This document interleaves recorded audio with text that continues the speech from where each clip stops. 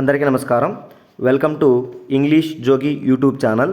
ఇవాళ మా యూట్యూబ్ ఛానల్లో ఫ్రేజల్ వెర్బ్కి సంబంధించిన ఇన్ఫర్మేషన్ తెలుసుకుందాం.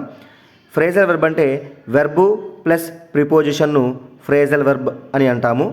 ఈ కాంబినేషన్తో మనకు కొత్త అర్థాన్ని ఇస్తాయి ఈ ఫ్రేజల్ వెర్బ్లో. సో ఇప్పుడు మనం కొన్ని ఎగ్జాంపుల్స్ చూద్దాము. గివప్ అని ఉంది. గివప్ అన్న, గేవప్ అన్న, గివెనప్ అన్న టెన్స్లో రూపాలు చేంజ్ అవుతాయి కానీ మీనింగ్ మాత్రం ఒకటే. సో గివప్ అన్న, గేవప్ అన్న, గివెనప్ అన్న మీనింగ్ ఏంటంటే వదిలివేయడం అని అర్థం. For example he gave up smoking అని ఉంది, అంటే అతను స్మోకింగ్ని వదిలేశాడు అని అర్థం.